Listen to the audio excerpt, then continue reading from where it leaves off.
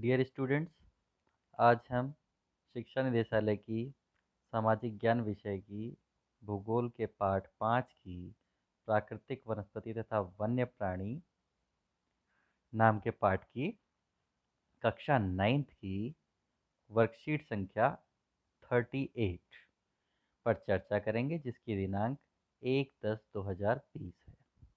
तो आइए देखते हैं बच्चों। जैसा कि आपको ध्यान होगा, पिछली वर्कशीट में हमने पढ़ा था प्राकृतिक वनस्पति के बारे में, तो आपको पता होगा और ध्यान भी होगा कि प्राकृतिक वनस्पति क्या होती हैं। इस वर्कशीट में भारत की विभिन्न प्रकार की प्राकृतिक वनस्पतियों के बारे में बताया गया है और इसके साथ साथ नीचे 5 प्रश्न दिए गए हैं। आप हमारी वीडियो के साथ जुड़े रहें, आपको वीडियो के अंत में इन सभी प्रश्नों के उत्तर मिल जाएंगे। चलिए शुरू करते हैं। भारत में निम्न प्रकार की प्राकृतिक वनस्पतियां पाई जाती हैं। जैसा कि मैं आपसे आशा कर रहा हूं कि प्राकृतिक वनस्पतियां, जो कि हमने वर्कशीट नंबर 37 में समझा था, आपको ध्यान होगा। जैसा कि आप जानते हैं कि प्राकृतिक वनस्पति वो वनस्पति होती हैं जो अपने आप किसी भूभाग में उग जाती हैं, जिनके लिए किसी भी मानव हस्तक्षेप की ज़रूरत नहीं होती। 5 तरह की प्राकृतिक वनस्पतियां पाई जाती हैं। मुख्य रूप से इनको हम कह सकते हैं कि 5 हैं। नंबर 1 उष्णकटिबंधीय वर्षावन। नंबर 2 उष्णकटिबंधीय पर्णपाती वन। नंबर 3 कंटीले वन और झाड़ियाँ। नंबर 4 पर्वतीय वन और नंबर 5 मैंग्रोव वन। सबसे पहले इसमें दिया गया है, इन्हीं वर्गीकरण को आगे समझाया गया है। उष्णकटिबंधीय वर्षावन। उष्णकटिबंधीय वर्षावन कौन से होते हैं?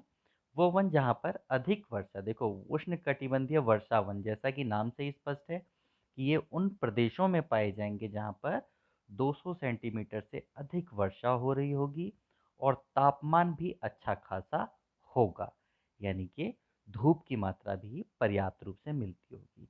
तो देखते हैं, ये वन पश्चिमी घाटों, लक्षद्वीप, अंडमान और निकोबार द्वीप समूह, आसाम के क्षेत्रों में पाए जाते हैं।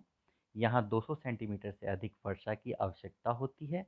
इन वृक्षों की ऊंचाई 60 मीटर से भी अधिक होती है।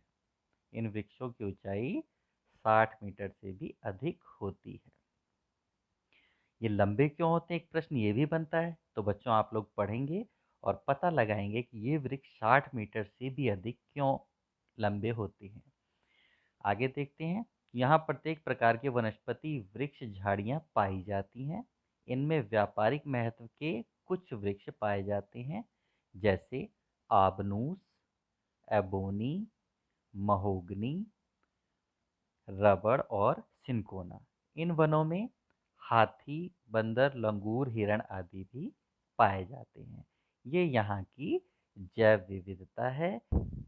इसके बाद आगे देखते हैं, उष्णकटिबंधीय पर्णपाती वन। ये दूसरे प्रकार के वन भारत के हैं, उष्णकटिबंधीय पर्णपाती वन। देखते हैं इसमें क्या दिया है। इसमें है, भारत में सबसे बड़े क्षेत्र में फैले हुए वन हैं। इनको मानसूनी वन भी कहा जाता है, क्योंकि भारत की जलवायु मानसूनी प्रकार की जलवायु है। ये भारत में सबसे अधिक पाए जाते हैं, इसीलिए ये मानसूनी वन भी कहलाते हैं।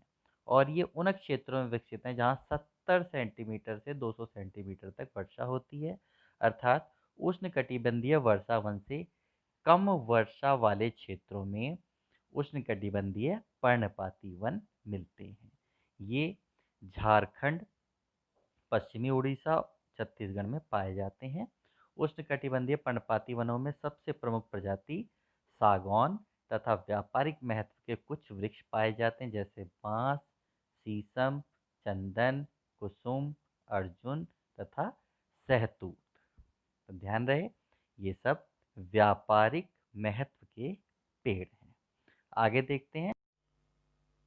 उष्णकटिबंधीय पर्णपाती वन दो प्रकार के होते हैं। नंबर 1 उष्णकटिबंधीय आर्द्र पर्णपाती वन तथा उष्णकटिबंधीय शुष्क पर्णपाती वन। इन दोनों में अंतर ये है कि उष्णकटिबंधीय आर्द्र पर्णपाती वन उन क्षेत्रों में पाए जाते हैं जहाँ वर्षा 100 से 200 सेंटीमीटर तक होती है।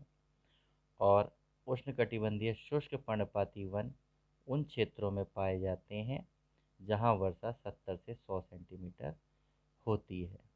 अतः ध्यान दें, 70 सेंटीमीटर से कम वर्षा उष्णकटिबंधीय शुष्क पर्णपाती वनों में नहीं होती है। 70 सेंटीमीटर से कम वर्षा कंटीले वन तथा झाड़ी प्रदेशों में होती है। भारत में पाए जाने वाले अगले वन हैं कंटीले वन और झाड़ियाँ। ये मुख्य पादप प्रजातियां इसमें हैं अकासिया, खजूर, यूफोर्बिया तथा नागफनी कैक्टाई। ये अपेक्षाकृत कम वर्षा वाले क्षेत्रों में होते हैं। अगले वन भारत में जो पाए जाते हैं वह पर्वतीय वन, पर्वतीय पाए जाएंगे। तो ये 1000 मीटर से 2000 मीटर तक की ऊंचाई वाले क्षेत्रों में आर्द्र शीतोष्ण कटिबंधीय वन पाए जाते हैं। इनमें चौड़ी पत्ती वाले ओक तथा चेस्टनट जैसे वृक्षों की प्रधानता होती है। 1500 से 3000 मीटर की ऊंचाई के भी शंकुधारी वृक्ष जैसे चीड़ यानी कि पाइन जिसको इंग्लिश में कहा जाता है, उसके बाद देवदार, उसके बाद सिल्वर फर, स्प्रूस, सीडर आदि पाए जाते हैं। ये सभी पर्वतीय वन के वृक्ष हैं। 3600 मीटर से अधिक ऊंचाई पर शीतोष्ण कटिबंधीय वनों तथा घास के मैदानों का स्थान अल्पाइन वनस्पति ले लेती है। सिल्वर फर, जूनिपर, पाइन व बर्च इन वनों के मुख्य वृक्ष हैं। इन वनों में प्रायः कश्मीर महामृग, चित्रा, हिरण, जंगली भेड़, खरगोश, तिब्बती बारहसिंगा, याक, हिम तेंदुआ, गिलहरी, रीछ, कहीं कहीं लाल पांडा, घने बालों वाले भेड़ तथा बकरियां पाई जाती हैं। इस तरह से यहाँ पर जानवरों की भी विविधता है। भारत में पाए जाने वाले अगले वन है मैनग्रोव वन।